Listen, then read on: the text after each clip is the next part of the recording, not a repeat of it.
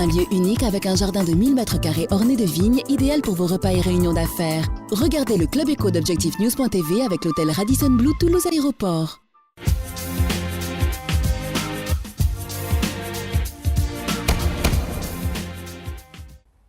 Bonsoir, bienvenue dans le Club Éco d'ObjectiveNews.tv. Nous recevons ce soir le président d'Eurogiciel, le président Daniel Benchimol. Bonsoir. Bonsoir. Daniel Benchimol, vous avez célébré avec vos équipes, mais aussi vos clients, il y a quelques semaines, les 20 ans de l'entreprise.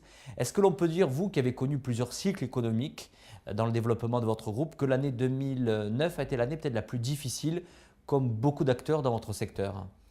Alors l'année 2009 a été une année compliquée, c'est l'année effectivement des 20 ans, mais c'était une année compliquée par la crise que vous connaissez, sachant qu'on a peut-être une chance d'avoir une exposition un peu plus faible que celle que peuvent avoir nos confrères, puisque nos secteurs de prédilection étaient moins touchés que ceux de l'automobile où on n'est pas beaucoup, ou ceux de la grande finance où on n'est pas beaucoup. Alors Daniel Benchimol, aujourd'hui dans l'offre d'Eurogiciel, elle s'est organisée autour de 3 filiales, justement pour accompagner les grands projets des entreprises. Est-ce que cette offre, peut-être y revenir dessus, est-ce qu'elle va évoluer pour la prochaine décennie ? Alors, cette offre est bien dans l'air du temps, puisque, je ne sais pas si vous le savez, mais notre acronyme, c'est une SSAP, une société de services en accompagnement de projets. Les projets étant les grands projets structurants de nos clients, un avion, un satellite, un banc de test, un métro, un train. Ceux-ci sont des grands projets industriels. Il y a aussi quelques grands projets structurants dans le tertiaire, la mise en place d'une architecture PLM, etc., dans les grandes entreprises. Donc voilà, notre offre est autour de l'accompagnement de ces projets, au travers des 3 filiales. Une filiale de management de ces projets-là, management humain, management organisationnel, management en termes de risque de ces grands projets. Cette filiale s'appelle ETOP, internationale. La deuxième filiale s'appelle ECARE, c'est le management de la qualité de ces grands projets, avec une déclinaison de différentes business units dans la qualité. Je pourrais en dire un peu plus tout à l'heure, mais enfin, bon, le terme générique, c'est la qualité de ces grands projets-là, et de ces organisations aussi. Et la 3e filiale est une filiale plus ingénierie au niveau historique, core business du groupe, de l'ingénierie logicielle et système. Voilà, dans ces organisations-là, ce que nous faisons. Est-ce que la crise vous a fait évoluer dans l'évolution de votre offre pour demain ? Alors, pas complètement. Je dirais que la crise rend les projets de nos clients complexes. Plus les projets complexes à gérer et complexes à rentabiliser, complexes à mondialiser aussi, à globaliser. Ce qui fait que plus ces projets-là sont complexes chez nos clients, plus, je dirais presque, ils ont besoin de conseils et de nous pour les accompagner sur ces grands projets, à la fois pour mieux les manager, les gérer, à la fois pour mieux les planifier, à la fois pour que la qualité des livrables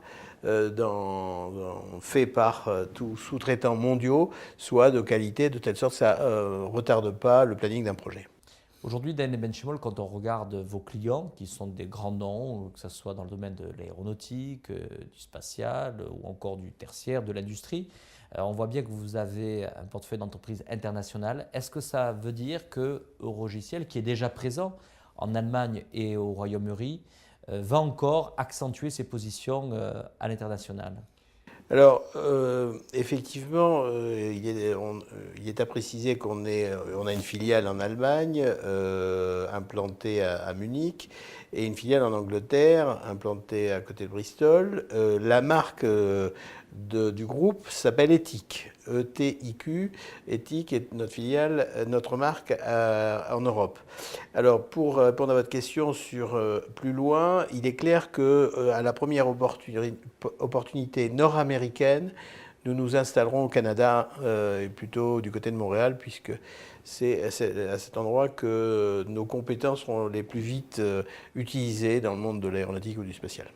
Donc peut-être une annonce en 2010, ça paraît trop tôt Comme c'est lié à une opportunité, ça peut être 2010, puisqu'on la cherche, l'opportunité, mais ça peut être aussi 2011. On ne s'est pas mis de pression sur la date. Mais effectivement, on regarde différentes façons de travailler pour adresser les marchés nord-américains. Alors, quand on regarde bien sûr le poids des filières dans votre portefeuille, dans votre activité, on voit bien sûr le poids dominant de l'activité aéronautique et tout ce qui s'apparente autour de 60%, 15% à peu près dans le tertiaire, 15% à peu près dans les télécoms. Est-ce qu'aujourd'hui, vous souhaitez rééquilibrer le portefeuille pour les années à venir? Est-ce que ça fait partie là aussi des ambitions à la maturité aujourd'hui d'un groupe qui a 20 ans? Oui, bien sûr. Bien sûr, d'abord, on ne renie pas notre naissance à Toulouse et notre siège social à Toulouse. Donc pour une société provinciale, on a effectivement profité des secteurs locaux. Il faut savoir qu'on faisait beaucoup plus de spatial en 89, enfin dans les premières années, que d'aéronautique. Bon, avec les cycles, ça s'est inversé. Néanmoins, aujourd'hui, le troisième secteur, c'est la défense. Le quatrième, c'est le ferroviaire. Et puis, effectivement, la diversification continue vers le nucléaire et d'autres secteurs d'activité. Donc, bien sûr, nous regardons à rééquilibrer les régions et les risques. Daniel Benchimol, ça fait 10 ans que vous dirigez ce groupe. 20 ans. 20 ans, pardon. 20 ans. Non, mais c'est gentil. Je vous avais rajouté 10 ans, de 10 ans en quelques secondes. Quelle était la part que vous avez investie en R&D dans votre groupe et que vous continuerez à investir pour toujours avoir véritablement les solutions les plus adaptées au marché et d'avoir un temps d'avance par rapport à vos clients ou à vos futurs clients?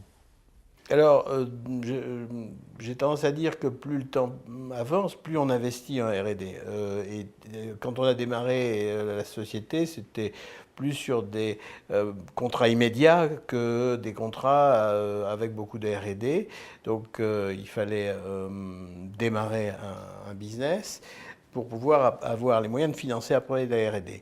Aujourd'hui, avec 20 ans d'existence et aussi le fait que nous sommes plus des offreurs de solutions que des gens qui répondent, qu'une société de services traditionnelle, qu'une SS2I traditionnelle qui répond souvent à un besoin, une demande immédiate. Nous, on construit des offres et ces offres-là, pour les construire, il faut investir en R&D. Alors, le montant qu'on investit en fonction des années peut aller jusqu'à 5% de notre chiffre d'affaires dans les investissements R&D, de crédit d'impôt recherche, de fonds européens ou d'ANR. Voilà. Daniel Benchimol, pour conclure, 20 ans, ça se fait avec ses collaborateurs. Le capital humain est très important dans une entreprise comme Eurogiciel, près de 750 consultants. La difficulté d'entreprises qui travaillent souvent avec des missions de longue durée, qui mettent à disposition vos équipes pour mener de grands projets chez vos clients, c'est celui qu'à un moment donné, certains de vos collaborateurs peuvent passer plus de temps chez le client que chez vous. Comment justement on développe une forte culture d'entreprise qui existe chez Eurogiciel? Quelles sont vos recettes? Il n'y a pas de recette standard. La première chose, c'est qu'on est une société d'offres. Je reviens là-dessus, c'est important parce que nos consultants se reconnaissent par rapport au métier. Ils se reconnaissent aussi par le grandissement de leur carrière et de leur CV, bien évidemment, par rapport à une filière métier. Et là, j'insiste beaucoup là-dessus, ça veut dire qu'effectivement, ils n'ont pas forcément envie de changer pour entrer chez un client systématiquement. Donc la culture est forte par la technologie et le métier que nous développons. Après, bien évidemment, il y a la proximité. Je veux dire que la relation avec nos collaborateurs doit être aussi, et ne pas oublier, un peu d'affect. Et donc, les managers que nous avons sont très proches, ou doivent être très proches en tout cas, de leurs collaborateurs, ce qui fait que ça donne globalement un esprit maison, un attachement au métier et à l'entreprise. Daniel Benchimol, merci d'avoir répondu à notre invitation. De rien, merci à vous. Un lieu unique avec un jardin de 1000 m² orné de vignes, idéal pour vos repas et réunions d'affaires. Regardez le Club Éco d'Objectif News.tv avec l'hôtel Radisson Blu Toulouse Aéroport.